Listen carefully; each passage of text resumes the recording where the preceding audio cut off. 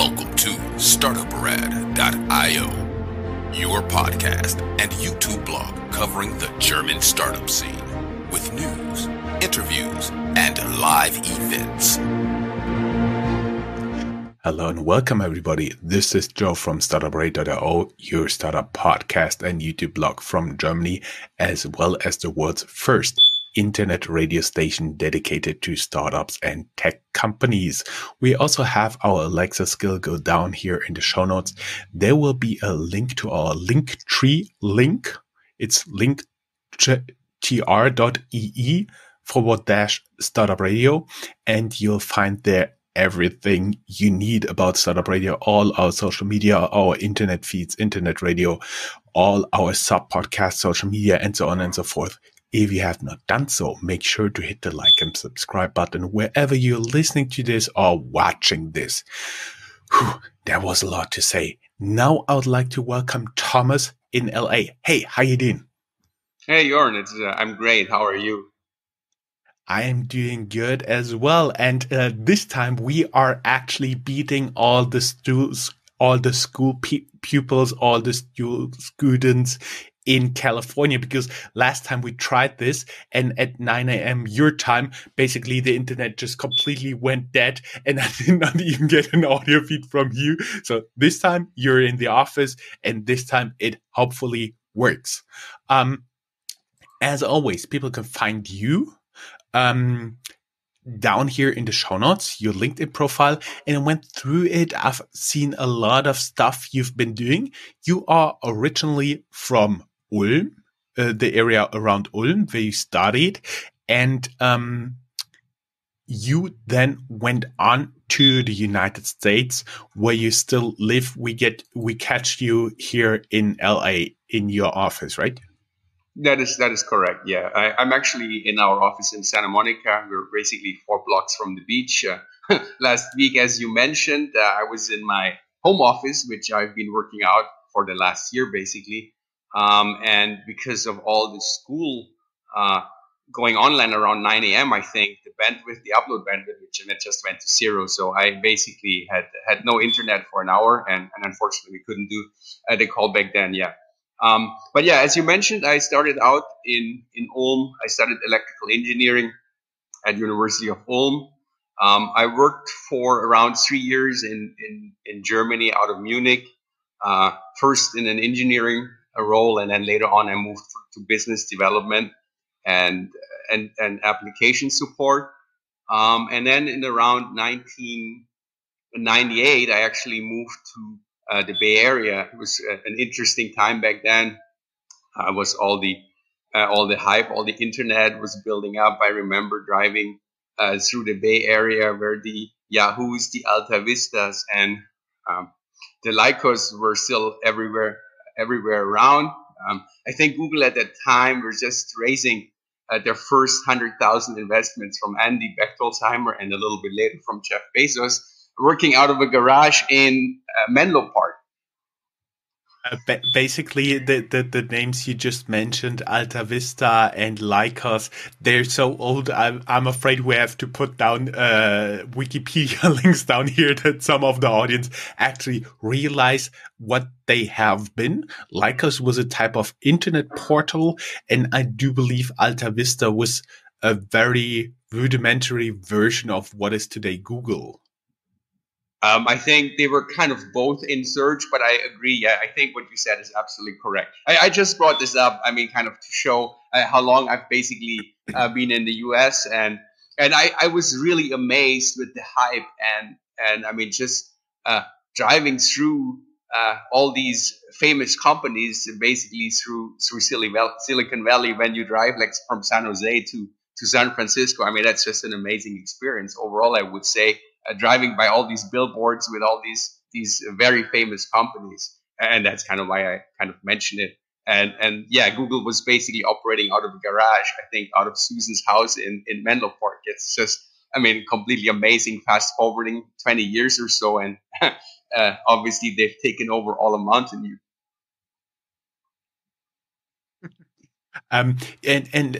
So basically, you've been doing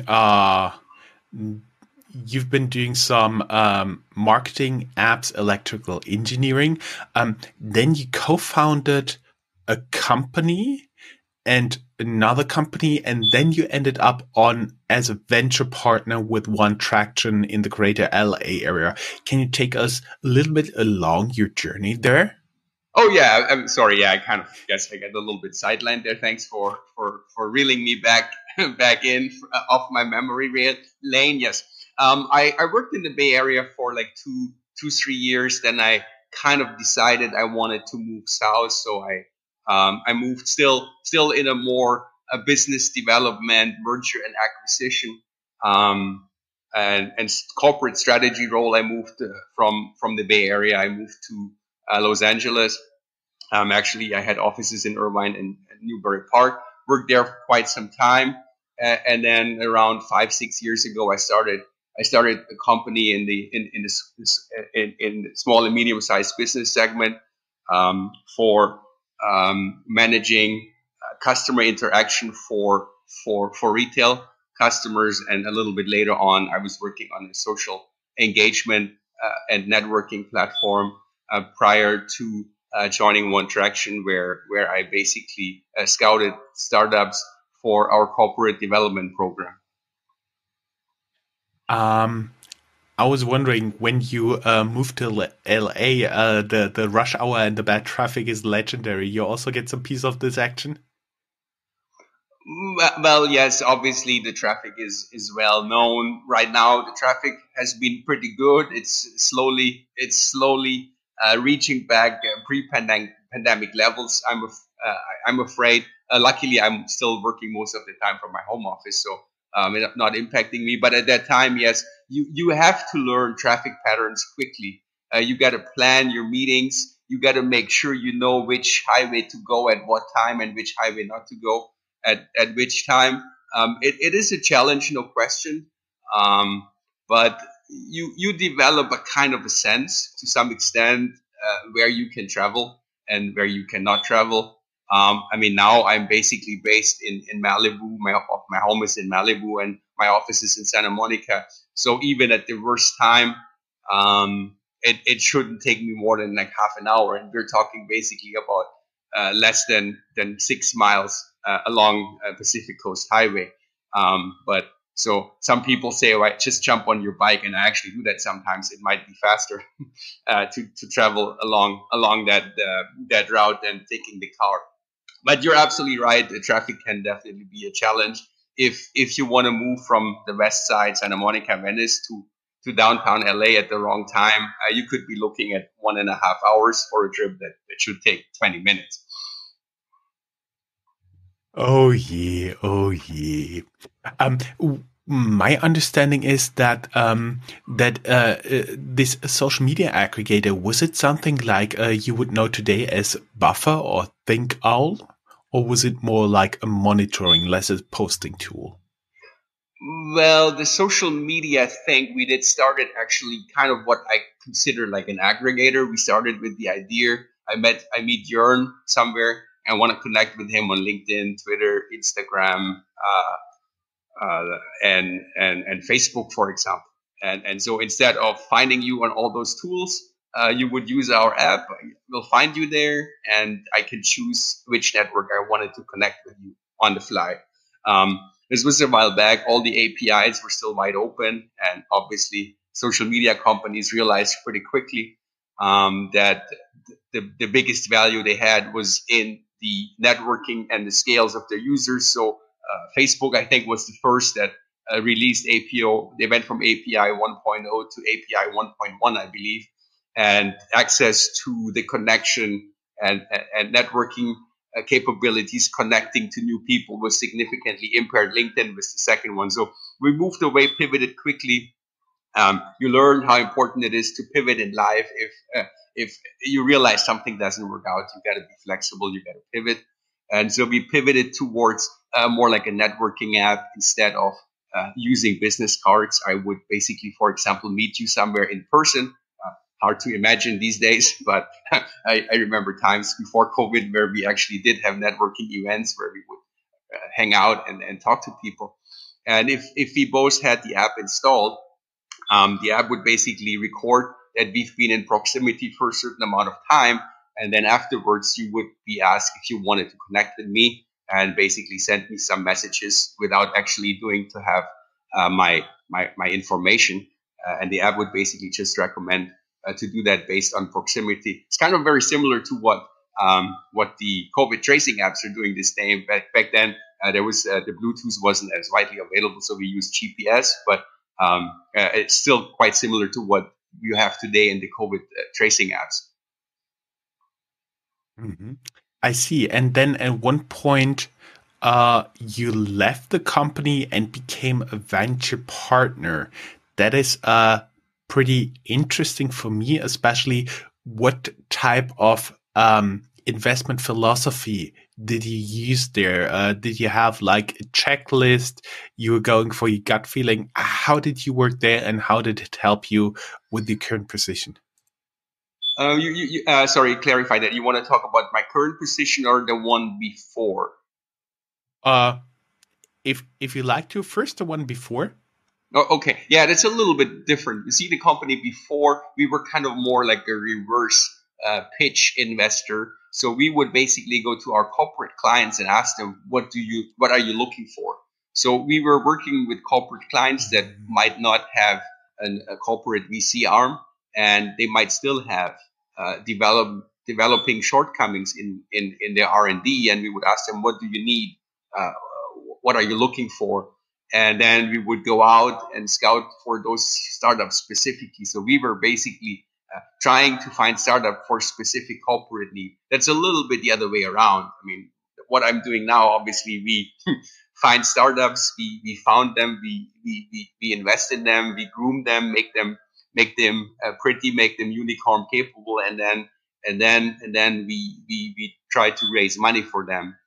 Like one example, back then at One Traction, I remember one company that we worked that was doing like some cloud storage aggregation, which came very hard, very later. But we had 2 or 3 corporate clients that basically looked for the same thing, and we were very successful finding them early startups that were doing exactly the management that you could basically use your Google Cloud, your AWS cloud, and you could manage it, that you didn't rely on just the interface of one provider, but that you actually had the management capabilities to manage multiple cloud services via one dashboard or one interface, which was very attractive to the customers we had at that time.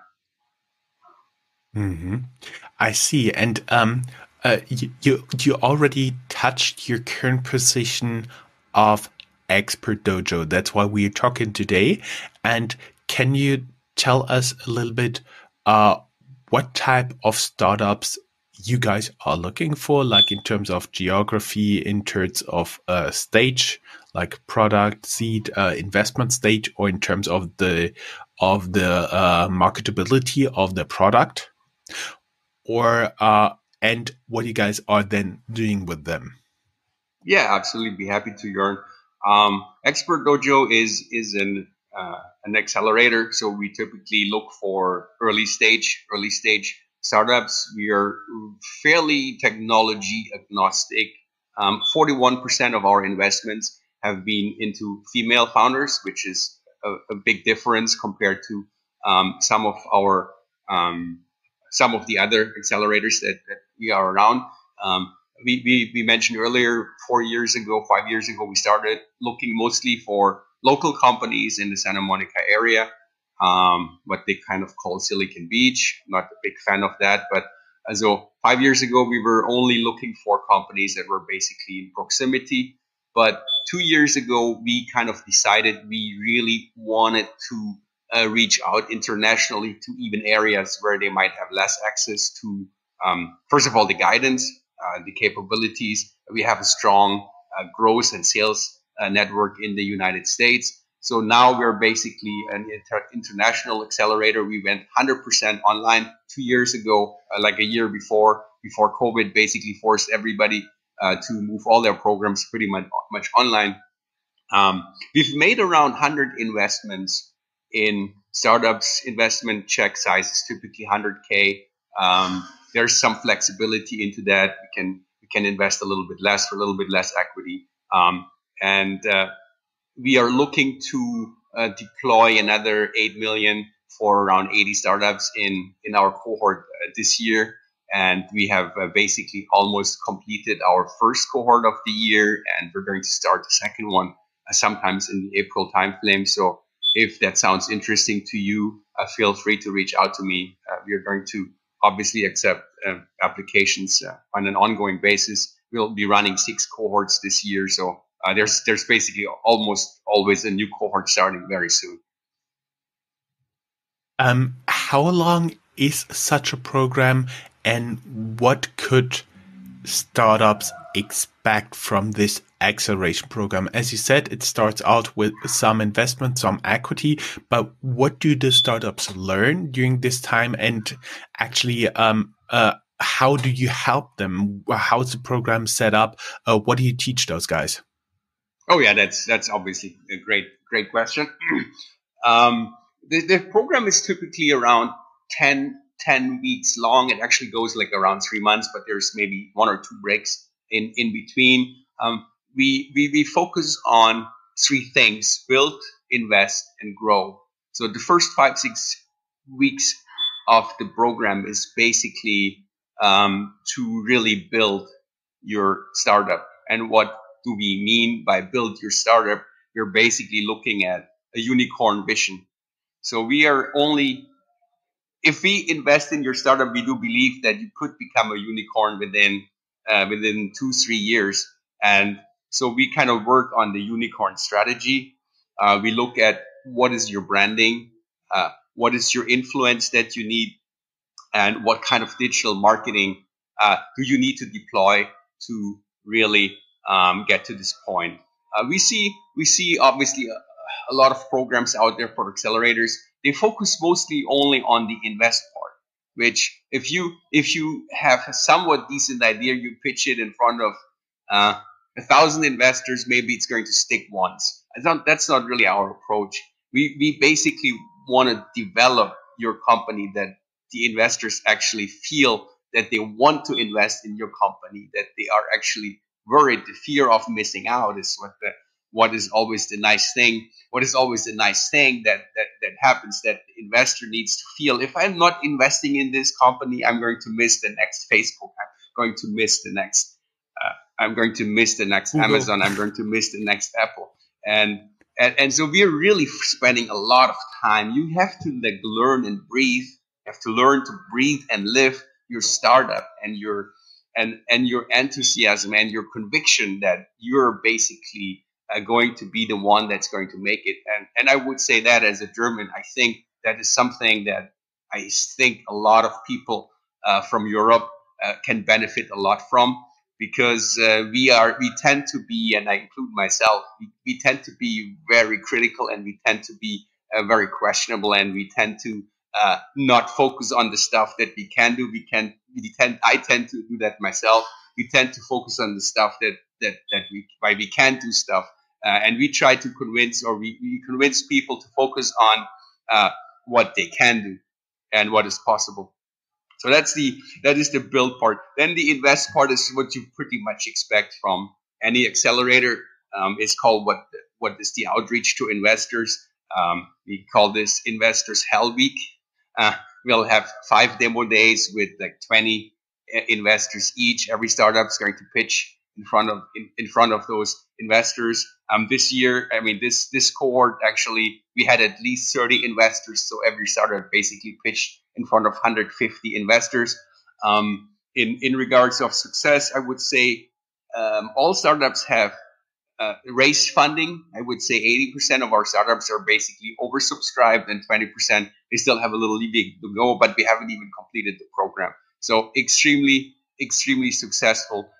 You have to look at us or as a way how you can really increase your chances to secure funding. Obviously, we provide some funding, but we're really the tool for you to build a company that allows you to raise much more follow-on funding. And as you probably know, 98% of the companies don't even make it to the funding stage. So if you can just increase that percentage by 10% or whatever, double that chance, I mean, you're already golden. And that's what we're really focusing on in the second part of the program. And then the last portion, the last 3-4 years is really on revenue growth, sales strategy, a little bit talent management, and go to market, how you can scale up quickly. As I mentioned earlier, we really want to see our startups to be able to get to $100,000 revenue per month within 12 months after joining our program, and that's what our outreach team's focusing on, and that's what we want startups to be focusing on. If you have lots of revenue, you're going to get lots of investments. It's that simple. If you have a great idea, you might get some investments, but if you have revenue, maybe not profitable yet, but if you have recurring monthly revenues, it is so much easier to raise funding than just having a great idea. Mm-hmm. Mm-hmm. I see. Like you said, you're investing in startups that you guys as Expert Dojo team believe in that could be unicorn. You're agnostic in terms of technology. What are you looking for? Like every startup can apply right now, or do you already have, I assume, at least a scalable business model is a necessary ingredient? You will most likely look at startups who have already gathered a team, and then basically they can apply to you from all over the world. Yes, absolutely. I mean, almost all over the world. I mean, there might be some countries that are on embargoes list, but basically we do accept startups from all over the world. Our existing cohorts, we have, I would say 60-70% of our startups are coming from Europe. We got 25% are basically coming from North America. That includes US and Canada. We have a few percentage points few startups coming from Africa, and we have one startup that's actually coming from India. So the geographic region is very wide. Our program is typically run from in the morning from 8 to like around 1 o'clock California time. So that startups that comes from India has a little bit of a problem right now in regards of the timing. It's basically really bad. All the sessions are recorded and available for startups in Europe or Germany. That basically translate to a time. The programs happen somewhere from the early afternoon to the evening, late evening, maybe night. But it's definitely very doable. So region definitely. I think we kind of covered. I'm not saying that having some small revenue is a must-have, but it's a very nice to have. So I mean, if you do not have, but you think you think you'll have something very soon, that's obviously we really like to see.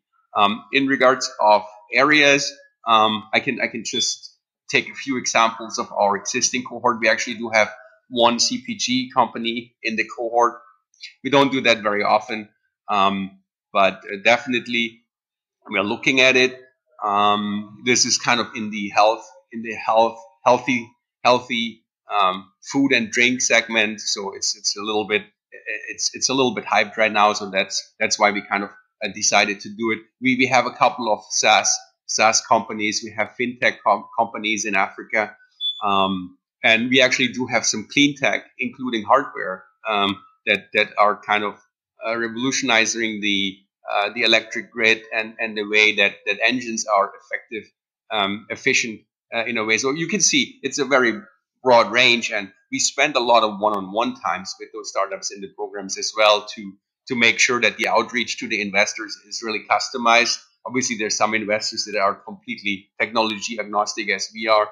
There are others that are more technology centered, and we will do both to make sure that the startup really gets the best out of the program. The same applies to our growth team. There's a lot of things that apply broadly, but our growth team will work one-on-one with the startups, with our experts, to really reach out to the relevant partners that are all over the US. I'm just one question left for me. Do you have any startups that most people, or at least a few people, would know from outside the greater LA area? I know startups are usually like local heroes, and then it really fizzles out pretty fast to the very little niche they're serving. But maybe one or two are better known. I frankly don't think that any of we haven't been doing this so long, so I don't think any of our startups are like the at the level that they would have a strong brand recognition. Definitely not our existing cohort. Those are obviously all early stage startups that are obviously doing have some traction either in their home country or do have a little home traction here in the US. Unfortunately, that's kind of why I came to your show. Is we do not have any German startups yet, so I would or German speaking startups. So I would definitely love to encourage everybody that works on a startup that is kind of in what we're looking for.